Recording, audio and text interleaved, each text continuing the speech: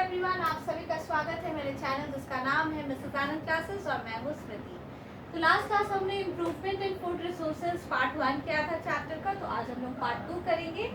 Cropping pattern से हम लोग स्टार्ट करेंगे आज, ठीक है। देखिए, बहुत सारे अलग अलग तरीके होते हैं जिससे हम लोग क्रॉप को ग्रो कर सकते हैं, ठीक है। तो different ways of growing crops can be use to give maximum benefit. तो अलग अलग टाइप के अगर हम लोग ग्रो करते हैं, टाइप से क्रॉप को ग्रो करवाते हैं, तो बहुत सारे उसके बेनिफिट्स हो सकते हैं। तो देखिए, देखते हैं क्या हो सकता है। मिक्स्ड क्रॉपिंग इज ग्रोइंग 2 और more crop simultaneously on the same piece of land. देखिए, पहला पैटर्न क्या होता है, मिक्स्ड क्रॉपिंग होता है, ठीक है।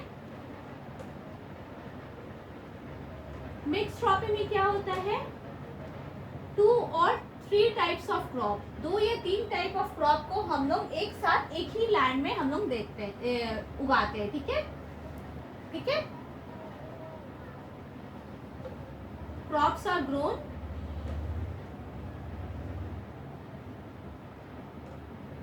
Simultaneously in one piece of land, ठीक है। एक ही जो लैंड है मेरा, मतलब समझ लीजिए फॉर एग्जाम्पल हम लोग कुछ पार्ट इस टाइप में लैंड को डिवाइड कर दिए, तो इस पार्ट में कोई एक क्रॉप टाइप ऑफ क्रॉप को ग्रो कर रहे, कोई इसमें दूसरे टाइप ऑफ क्रॉप को, इसमें तीसरे और इसमें चौथे, इफ पॉसिबल। हाँ, 2 से 3 हम लोग कर सकते हैं। For example wheat plus gram और वीट प्लस मस्टर्ड और groundnut plus sunflower. This reduces risk and gives some insurance against failure of one of the crops. तो मतलब ये रिस्क थोड़ा कम कर देता है, ठीक है। इंटरक्रॉपिंग ये पहला टाइप का था। अब हम लोग दूसरा देखते हैं। दूसरा क्या है,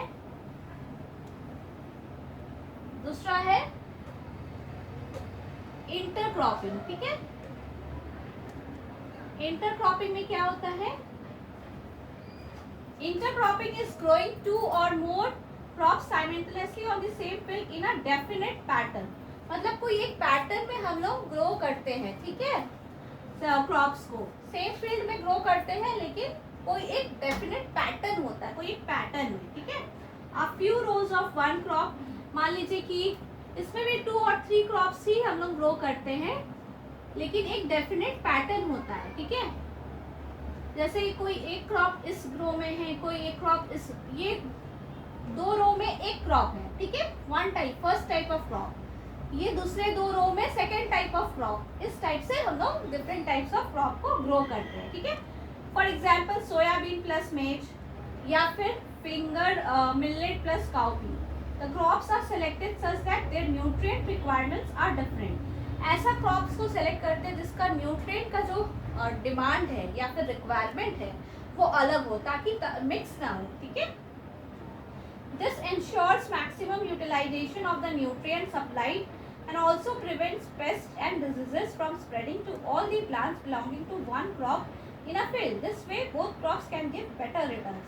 इससे क्या फायदा होता है, बेनिफिट्स क्या है। पहला बेनिफिट है कि मैक्सिमम यूटिलाइज होता है, जो भी न्यूट्रिएंट्स हम लोग सप्लाई करते हैं उसका मैक्सिमम यूटिलाइजेशन होता है, प्लस प्रिवेंट करता है जो भी पेस्ट लगता है ना, वो वन टाइप ऑफ क्रॉप में लगेगा, तो क्या होता है, स्प्रेड करने का ज्यादा उन लोगों को चांस नहीं मिलता है, ठीक है।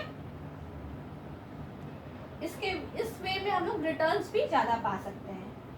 The growing of different crops on a piece of land in a pre plant succession is known as crop rotation. Crop rotation किसको बोलते हैं, अगर हम लोग प्लान किए हुए हैं पहले से कि ऐसे पहले क्रॉप लगाएंगे, फिर दूसरा क्रॉप ऐसे लगाएंगे, इसके बाद ये क्रॉप लगाएंगे, इसके बाद ये क्रॉप, तो उसको क्या बोलते हैं, क्रॉप रोटेशन बोलते हैं। इस प्रोसेस को क्रॉप रोटेशन बोलते हैं। Crop rotation is done for different crop combinations. Different type का क्रॉप कॉम्बिनेशंस में हम लोग क्रॉप रोटेशन करते हैं। मान लीजिए पहले हम लोग 2 टाइप का क्रॉप लगाए, फिर उसके बाद 2 टाइप का क्रॉप को लगाए, तो ये इस वे को हम लोग, इस प्रोसेस को क्रॉप रोटेशन बोलते हैं। The availability of moisture and irrigation facilities decide the choice of the crop to be cultivated after one harvest. किस टाइप का आपके पास वाटर सप्लाई है, इरिगेशन है और मॉइस्चर है, तो उसके अकॉर्डिंग हम लोग डिसाइड करते हैं एक पैटर्न होने के बाद, एक क्रॉप का पैटर्न होने के बाद, कि कौन सा फिर हम लोग को क्रॉप लगाना है। If crop rotation is done properly then 2 और 3 crops can be grown in a year with good harvest. अगर क्रॉप रोटेशन बहुत अच्छे से किया जाए तो 2 से 3 क्रॉप एक साल में हम लोग ग्रो कर सकते हैं, ठीक है। इसके आगे आगे अभी हम लोग देखेंगे क्रॉप प्रोटेक्शन मैनेजमेंट। ओके,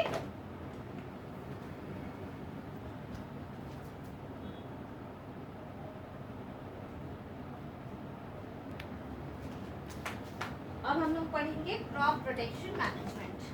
चलिए देखते हैं क्रॉप प्रोटेक्शन मैनेजमेंट कैसा होता है।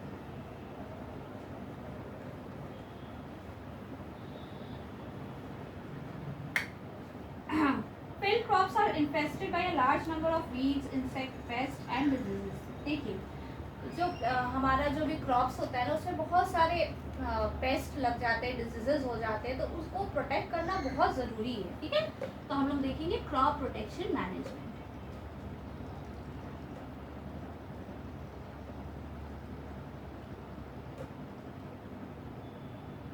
ठीक है, if weeds and pests are not controlled at the appropriate time then they can damage the crop so much that most of the crop is lost।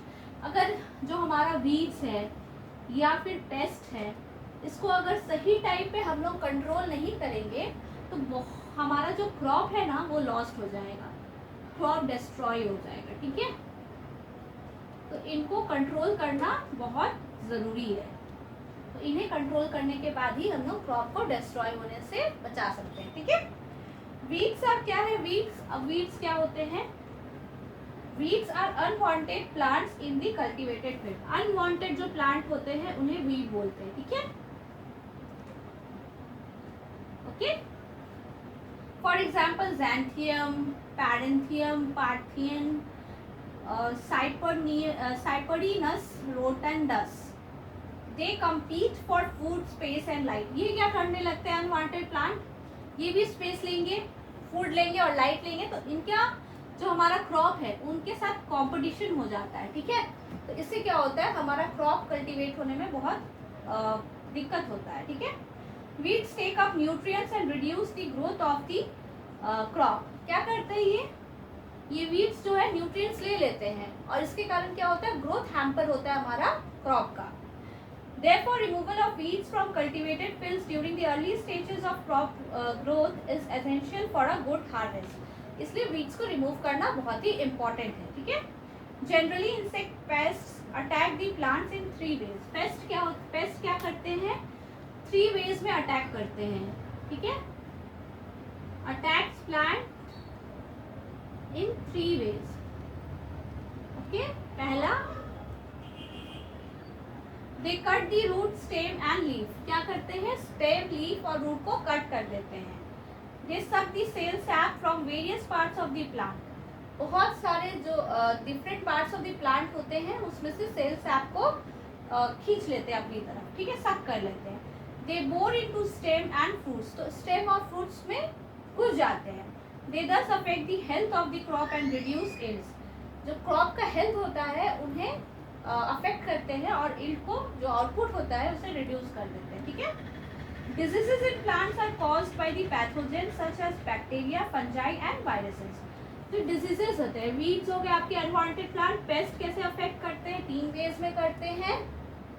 Stem, roots, leaves ये सब cut कर देते हैं या फिर उसके अंदर घुस जाते हैं या फिर सेल सैप जो होता है various parts of the plants का वो सक कर लेते हैं, तो इससे अफेक्ट करता है हेल्थ। अब तीसरा है डिजीजेस। ठीक है, डिजीजेस में क्या होता है?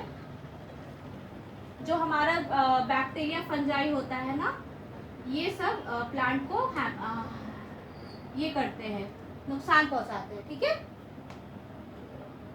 these pathogens can be present in and transmitted through the soil, water and air। soil, water और air के थ्रू ट्रांसमिट भी होते हैं और हो सकता है प्रेजेंट भी हो। ठीक है, Weeds, insect and diseases can be controlled by various methods। तो methods of controlling ये तीनों चीज को, weeds, pest और insects को क्या है? सॉरी insects बोल रहे हैं,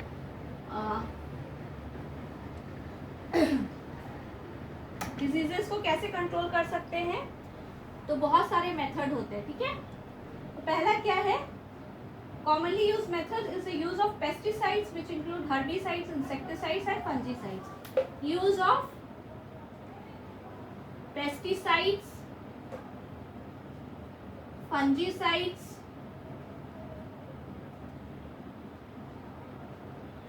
herbicides। ठीक है, दूसरा मेथड क्या है? These chemicals are sprayed on crop plants or used for treating seeds and soil. However, excessive use इनका नहीं करना चाहिए, ये चीज़ हम लोग ने पहले ही पढ़ लिया है। excessive use करने से ये poisonous हो जाते हैं प्लांट के लिए, ठीक है, और एनिमल स्पीसीज के लिए, और इन्वायरमेंटल पॉल्यूशन में कंट्रीब्यूट कर देते हैं। Weed control methods also include mechanical removal. दूसरा मेथड क्या है? Mechanical removal. ओके, मैकेनिकली हम लोग रिमूव करते हैं, ठीक है। Preventive methods such as proper seed bed preparation, timely sowing of crops, intercropping and crop rotation also help in weed control. तो और भी कौन कौन सा मेथड्स है? क्रॉप रोटेशन, ये सब मेथड से भी हम लोग वीड का कंट्रोल कर सकते हैं। इंटरक्रॉपिंग,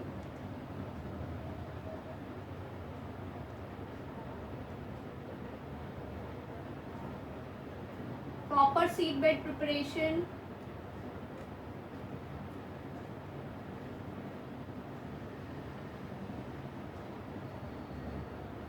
ठीक है, ये सब मेथड से भी हम लोग वीड्स का कंट्रोल कर सकते हैं।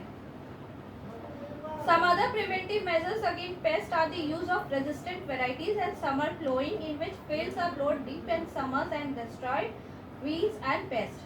Summer plowing भी एक मेथड है जिसमें हम लोग वीड्स को डिस्ट्रॉय कर सकते हैं ड्यूरिंग समर, ठीक है,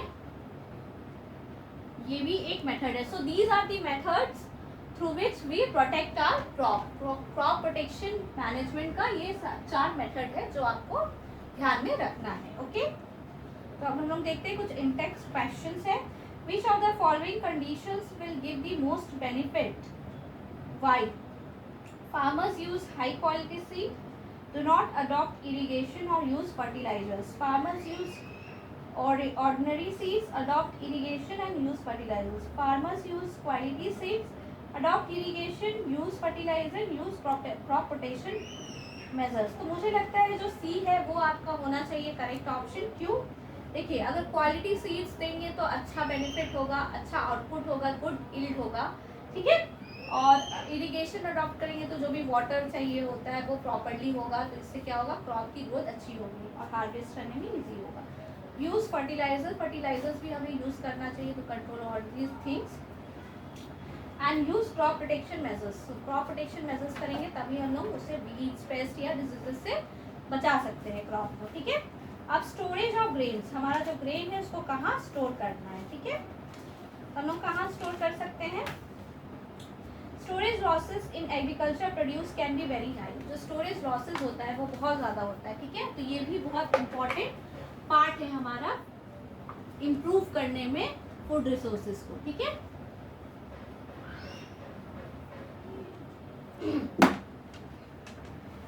factors responsible for such losses are biotic. जो फैक्टर्स रिस्पॉन्सिबल है लॉसेस का वो कौन से हैं?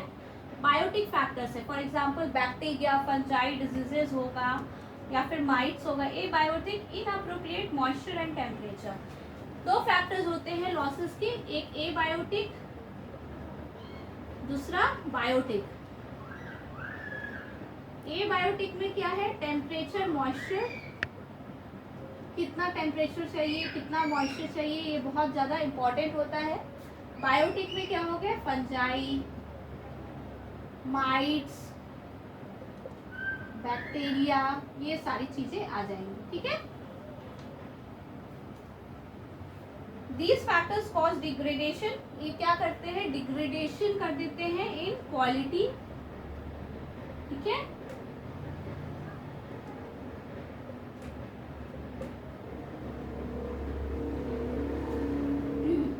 Discoloration of produce, all leading to poor marketability.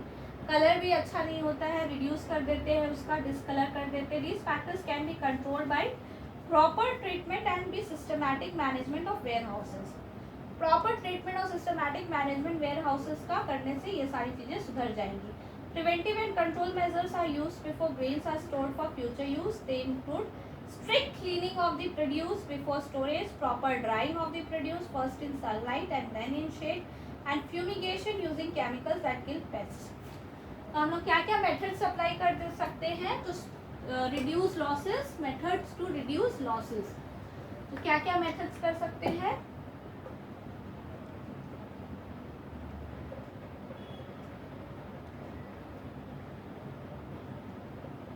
Strict cleaning कर सकते हैं हम लोग, ठीक है। क्लीनिंग करने से क्या होगा, प्रॉपर आपका जो भी है क्लीन रहेगा, तो पेस्ट नहीं लगेंगे, इंसेक्ट्स नहीं आएंगे, और स्टोरेज भी अच्छे से होगा। प्रॉपर ड्राइंग करना है, ठीक है, क्रॉप का। ओके, थर्ड हम लोग क्या कर सकते हैं, पहला हम लोग सनलाइट में ड्राई करेंगे, ठीक है, और फिर शेड में, ठीक है। तीसरा क्या हो जाएगा, फ्यूमिगेशन। फ्यूमिगेशन से हम लोग पेस्ट कंट्रोल करेंगे, ठीक है। तो ये सारी चीजें हमें लॉसेस को कंट्रोल करने के लिए करना होगा। अब क्या है, why should preventive measures and biological control methods be preferred for protecting crops. क्यों करना चाहिए? अगर नहीं करेंगे तो क्या हो जाएगा, डिग्रेडेशन इन क्वालिटी हो जाएगा, डिसकलरेशन हो जाएगा, लॉस इन वेट हो जाएगा, तो ये सारी चीजें हो जाएंगी। What factors may be responsible for losses of grains during storage? कौन कौन से फैक्टर्स होते हैं? 2 फैक्टर्स होते हैं, एबायोटिक एंड बायोटिक। बायोटिक में क्या आ जाएगा आपका, इंसेक्ट्स, रोडेंट्स, फंजाई, ठीक है, माइट्स, बैक्टीरिया, ये सारी आ जाएंगी। और एबायोटिक में आपका टेम्परेचर कैसा है, जो वेयर हाउस में आप रखे हैं क्रॉप्स को, और वहाँ का मॉइस्चर कंटेंट क्या है, तो ये दोनों चीज़ें इंपॉर्टेंस रखती हैं, ठीक है, इंपॉर्टेंस रखती हैं। तो अब हम लोग आगे देखते हैं एनिमल हस्बेंड्री क्या होता है, ठीक है।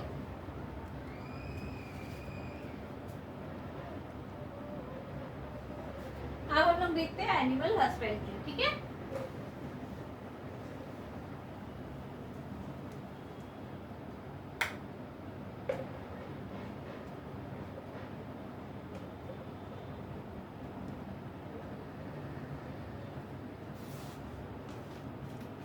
Animal husbandry is the scientific management of animal livestock. The scientific management of animal livestock.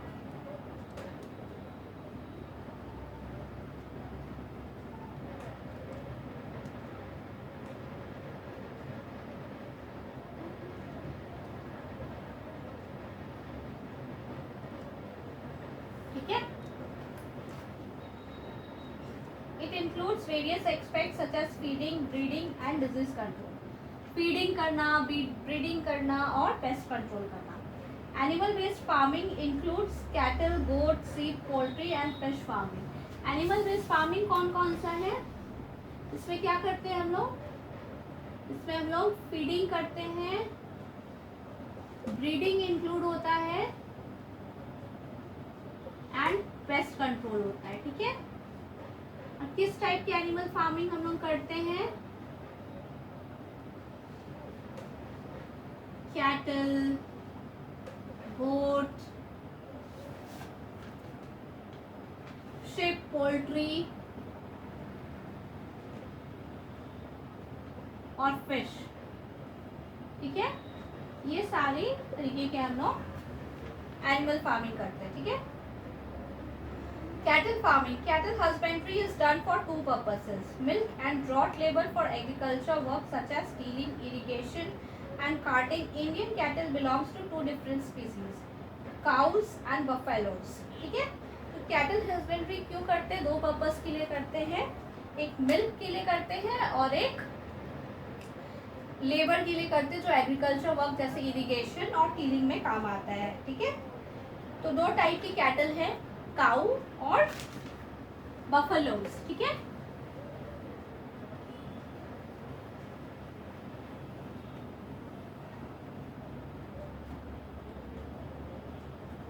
Cattle husbandry 2 type के हैं,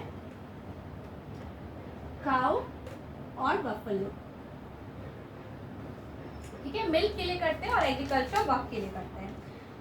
milk producing females are called milch, while the ones used for farm labour are called draught animals. जो milk के लिए use होते हैं, इसमें से जो मिल्क के लिए यूज होंगे उन्हें क्या बोलेंगे, मिल्च बोलते हैं, ठीक है। और जो एग्रीकल्चर पर्पस के लिए यूज होते हैं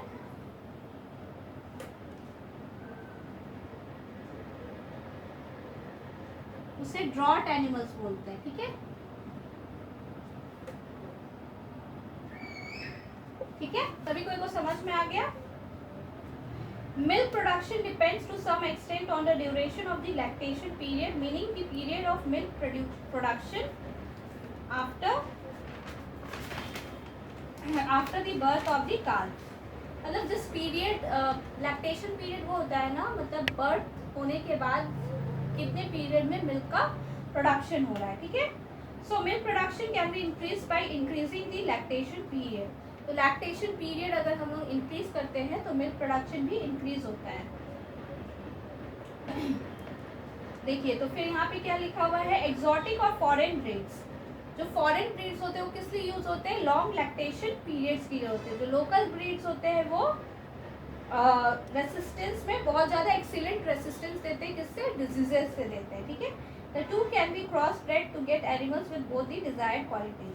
तो दोनों को हम लोग क्रॉस ब्रेड कर सकते हैं, ठीक है। अब क्या है, proper cleaning and shelter facilities for cows and buffaloes are required for human farming, for the health of the animals and for the production of clean milk. देखिए कोई भी जगह में आप किसी को भी रखेंगे तो cleaning is very very important, क्योंकि आप क्लीन नहीं करेंगे तो उन्हें डिजीजेज हो गए, उन्हें डिजीजेज होगी, जो मिल्क प्रोड्यूस होगा वो भी हार्मफुल होगा हमारे लिए और जो भी पिएंगे उनके लिए। तो इसीलिए हम लोग को क्लीनिंग पे बहुत ज़्यादा ध्यान देना चाहिए।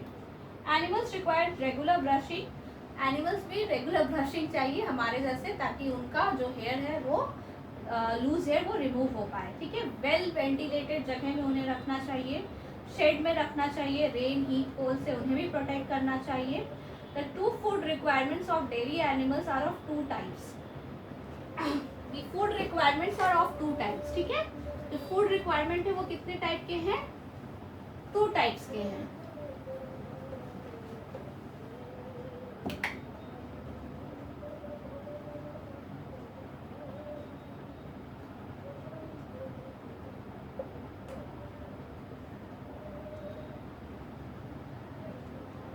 पहला टाइप क्या है, maintenance requirement, which is the food required to support the animal to live a healthy life, and milk producing requirement, which is the type of food required during the lactation period. देखिए दो type के food हैं जो animals को चाहिए for living, ठीक है, for living,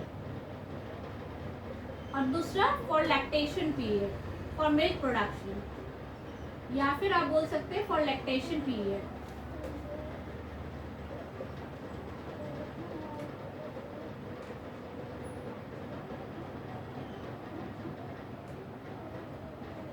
ठीक है, तो दो टाइप का फूड उन्हें चाहिए।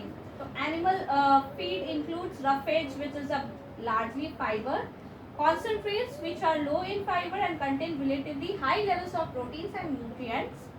Cattle need balanced rations containing all nutrients in proportionate amounts.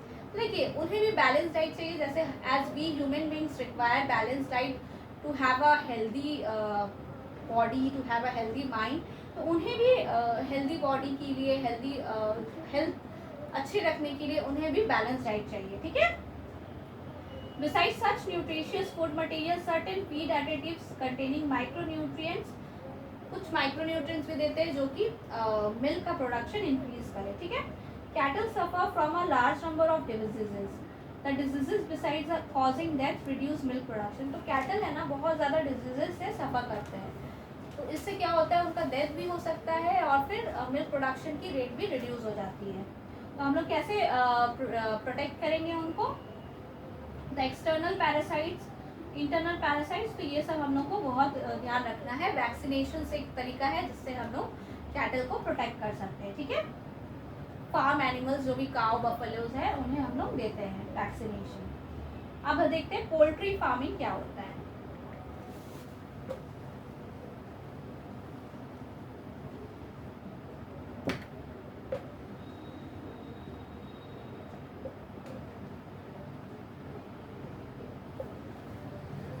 Poultry farming is undertaken to raise domestic fowl for egg production and chicken meat. तो ये किसके लिए होता है, एग प्रोडक्शन के लिए होता है,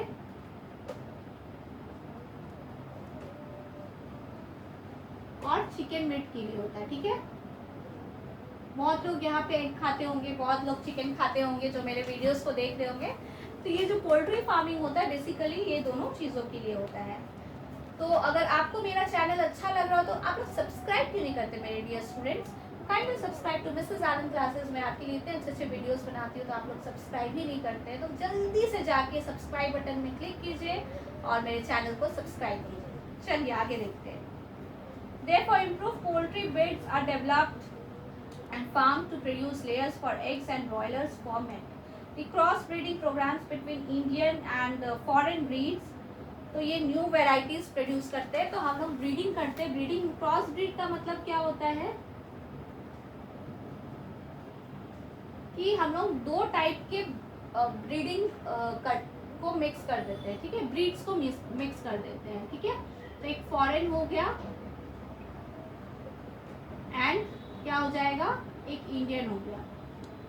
दोनों अगर ब्रीड को मिक्स करते हैं तो डिजायर्ड रिजल्ट्स मिलते हैं। For example number and quality of chicks, जितना नंबर चाहिए, जितना किस टाइप का क्वालिटी चाहिए उस टाइप के क्वालिटी ऑफ चिक्स मिलते हैं। ठीक है,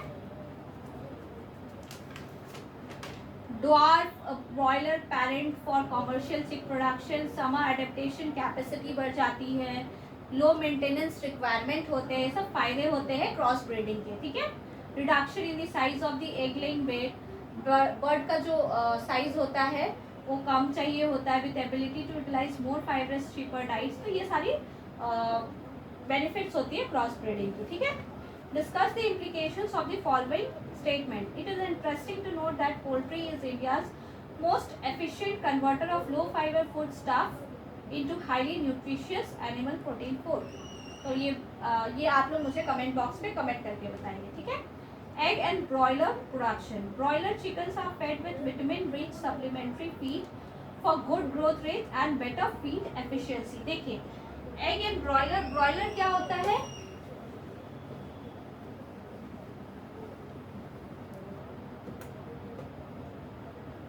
ब्रॉयलर में हम लोग एक्सटर्नली ब्रॉयलर चिकन जो होते हैं ना उन्हें हम लोग एक्सटर्नली फीड करते हैं सप्लीमेंट्री, ताकि उनका जो ग्रोथ रेट है वो अच्छा हो और वो विटामिन रिच हो। ठीक है, care is taken to avoid mortality and to maintain feathering and carcass quality. They are produced as broilers and sold to market for meat purposes. तो ये बॉयलर चिकन जो होता है ये एक्सटर्नली हम लोग इसमें सप्लीमेंट्स देते हैं ताकि इनका जो विटामिन हो वो ज़्यादा हो। ठीक है, और इनकी जो क्वालिटी हो वो अच्छी हो, तो इससे फ़ायदा होता है। ठीक है, इसको हम लोग मार्केट में भेजते हैं for meat purpose. For good production of poultry birds good management practices are important. तो ये पोल्ट्री बर्ड्स को अगर आपको अच्छे से करना है, एफिशिएंट बनाना है, प्रोडक्शन अच्छा करना है पोल्ट्री बर्ड्स का, तो गुड मैनेजमेंट प्रैक्टिसेस भी चाहिए। These include maintenance of temperature, ये बहुत इंपॉर्टेंट है, cleaning very important, hygienic conditions means you need to maintain the hygiene, that is cleaning, strict cleaning, as well as prevention and control of diseases and pests.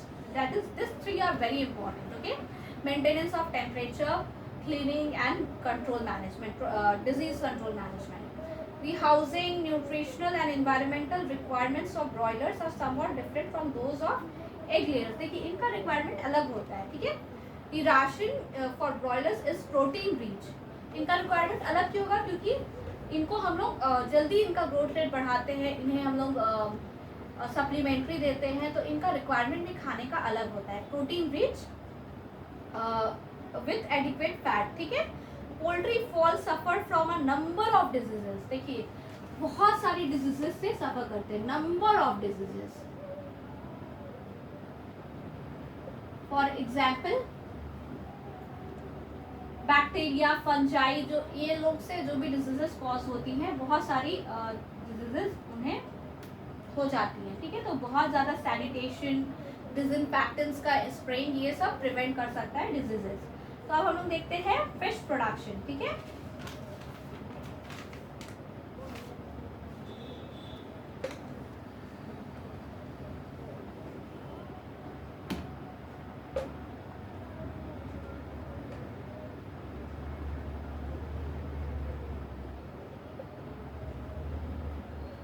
Fish is a cheap source of animal protein for our food, ये cheap source of protein है, ठीक है। Fish production includes the fin, true fish as well as shell fish such as prawns and mollusc. True fish या फिर prawns का production होता है, ठीक है। There are two ways of obtaining fish, दो वे है। पहला नेचुरल रिसोर्सेज,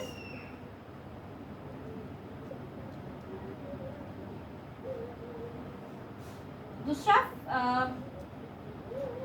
फिशिंग, ठीक है, which is capture fishing, the culture fishery, sorry culture fishery, ये दूसरा मेथड है, ठीक है। एक है नेचुरल रिसोर्सेज जिसमें फिशिंग हम लोग करते हैं, और दूसरा कल्चर फिशिंग, ये दूसरा मेथड है, ठीक है। The other way is by fish farming, fish farming जो होता है उसे कल्चर फिशरी बोलते हैं, ठीक है। The water source of the can be either sea water या फ्रेश वाटर हो सकता है, रिवर्स पॉन्ड्स। तो fishing can be done both by capture and culture of fish in marine and fresh water. तो अब देखिए मरीन फिशरीज क्या है। India's marine fishery resources include 7,500 kilometre of coast line on the deep seas, ठीक है, ये marine fishery है। Popular marine fish varieties कौन कौन सी है, pomfret, mackerel, tuna, sardines, Bombay duck. Marine fish are caught using many kinds of fishing nets. तो marine fish हम लोग कैप्चर फिशिंग से भी कर सकते हैं, marine nets. Yields are increase by locating large schools of fish in the open sea. तो हम लोग जो भी फिशिंग का ईल्ड है वो इंक्रीज कर सकते हैं लार्ज फिश जो है ओपन सी में, यूजिंग किससे, सैटेलाइट्स एंड इको साउंडर से हम लोग इंक्रीज कर सकते हैं, ठीक है। Some marine fish of high economic value are also farmed, for example like mullets, bhetki and pearl spot shellfish such as prawns. ये सब बहुत ज्यादा इकोनॉमिक वैल्यू के होते हैं, ठीक है। आगे हम लोग देखते हैं इनलैंड फिशरीज। इनलैंड फिशरीज में क्या है, फ्रेश वाटर रिसोर्सेज, ये फ्रेश वाटर रिसोर्सेज से आते हैं, ठीक है। ये मरीन थे और ये फ्रेश वाटर, जैसे कैनाल्स हुआ, पॉन्ड्स हुआ, रिजर्वॉयर्स हुआ। तो brackish water resources where sea water and fresh water mix together, जैसे फ्रेश वाटर में ये मिलेंगे, और ब्रैकिश वाटर किसे बोलते हैं,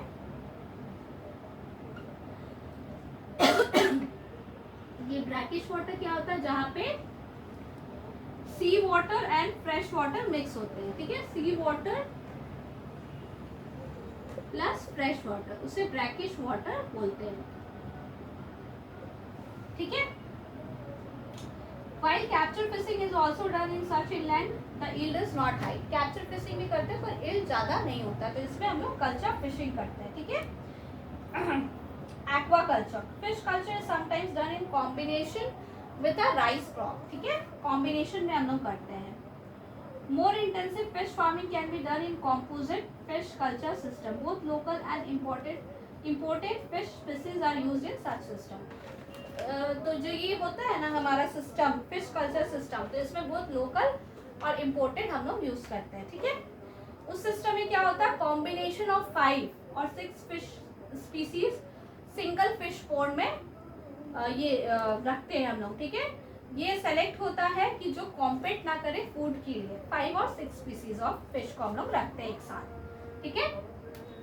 as a result food is available, ऐसा हम लोग ऐसा कॉम्बिनेशन चूज करते हैं ना 5-6 स्पीसीज का, कि वो एक दूसरे से कॉम्पीट ना करे फूड के लिए, मतलब झगड़ा ना करे, मुझे ये फूड चाहिए, मुझे वो फूड चाहिए, मुझे यही फूड चाहिए, दो लोग एक चीज के लिए ना झगड़ा करें, ठीक है।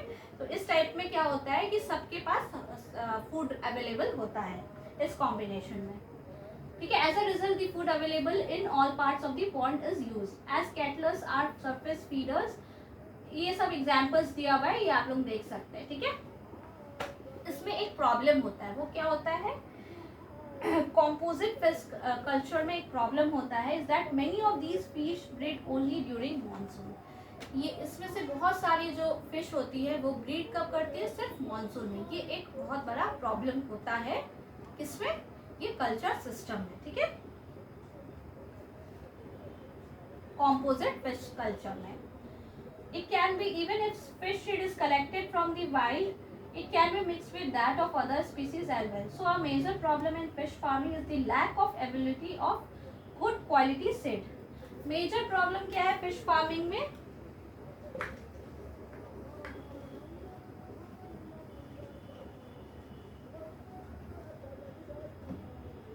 Major problem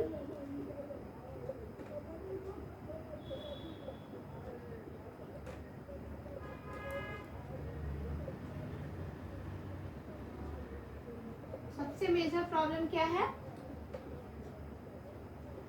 पहला मेजर प्रॉब्लम क्या है? गुड क्वालिटी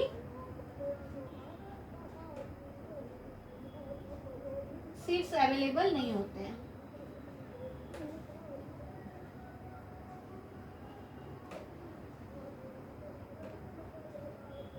ठीक है. To overcome this problem, ways have now been worked out to breed these fish in ponds using hormonal stimulation. तो इसका सॉल्यूशन क्या है? Hormonal stimulation.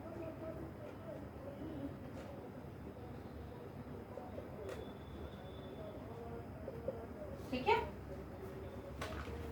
अब हम लोग आगे देखते हैं next questions. How are fish obtained? What are the advantages of composite fish culture? तो एडवांटेजेस आपको दिखाना है कि एडवांटेजेस क्या होती है. फिश ऑब्टेन कैसे करते हैं? दो वे है, या तो फिशिंग के थ्रू करिए या फिर कल्चर सिस्टम के थ्रू करिए. ठीक है. Bee keeping. Honey is widely used and therefore bee keeping for making honey has become an agriculture enterprise. ठीक है. हनी सब कोई खाते होंगे, नहीं भी खाते तो खा सकते हैं. तो बी के थ्रू हम लोग हनी को ऑब्टेन करते हैं. ठीक है. Since bee keeping needs low investment, इसमें इन्वेस्टमेंट बहुत लो लगता है. ठीक है. Farmers use it as an additional income generating activity. तो फार्मर्स क्या यूज करते हैं? एक्स्ट्रा इनकम अर्निंग है उनके लिए, एक्स्ट्रा अर्निंग है. ठीक है. In addition of honey, bee hives are source of wax also. The local varieties of bees used for commercial honey production, कौन कौन से local varieties है? Apis cervina indica, commonly known as the Indian bee, and A. dorsata, the rock bee, and A. flore, the little bee. And Italian variety bee है. This is the variety commonly used for commercial honey production. Which is the variety? A. mellifera. Okay. तो Italian bees होती है वो high Honey collection करती हैं, capacity उनकी ज़्यादा होती है. दे स्टिंग समवॉट लेस, वो काटती हैं कम. They stay in a given beehive for long periods and breed very well. For commercial honey production bee farms और एपियरीज आर एस्टेब्लिश्ड. ठीक है. तो इटालियन बीज बहुत ज़्यादा फायदेमंद होती हैं. द वैल्यू और quality of honey depends using upon the pasturage or the flowers available to the bees for nectar and pollen collection. तो किस पे क्वालिटी डिपेंड करता है ये हम लोग देख लेते हैं. Quality of honey,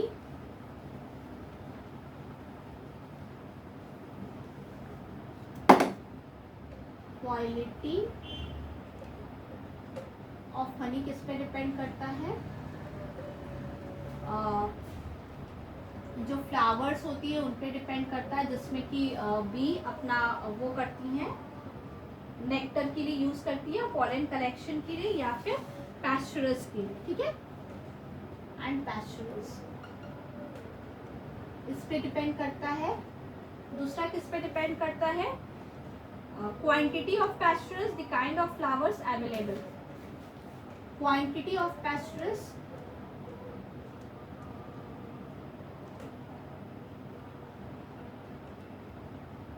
and the type और काइंड ऑफ फ्लावर्स. तो इस पे बहुत ज़्यादा डिपेंड करता है. ठीक है. तो ये क्वालिटी ऑफ हनी इन दोनों चीज़ों पे डिपेंड करेंगी. तो इसके साथ ये चैप्टर फिनिश होता है. होप सो आपको ये अच्छा लगा हो. अगर अच्छा लगा हो तो काइंडली लाइक कीजिए, सब्सक्राइब कीजिए और अपने फ्रेंड्स के साथ शेयर कीजिए. काफ़ी इन्फॉर्मेटिव वीडियो है. जितने ज़्यादा लोगों के साथ शेयर करेंगे उतने ज़्यादा लोगों को इन्फॉर्मेशन मिलेगी. And very nice. बहुत ज़्यादा आप लोगों को thank you for watching my videos. पर प्लीज़ बच्चों मेरे चैनल को सब्सक्राइब कर दो. ओके, जल्दी से.